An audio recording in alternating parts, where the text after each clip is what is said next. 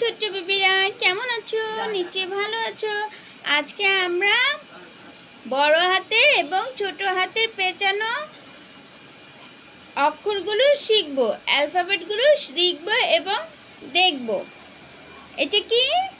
বড় হাতের এ, পেঁচানো হাতের A, B C, D E, F, G H, I, J, K, L, M, N, O, P, Q, R, S, T, U, V, W, X, Y, Z.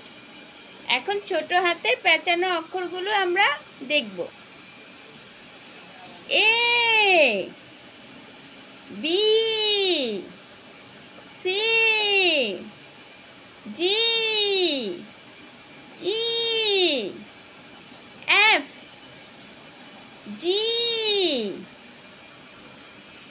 H, I, J, K,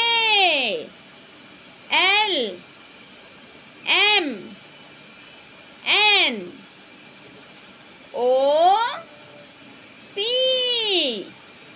Q, R, S, T, U, V, W, X, Y,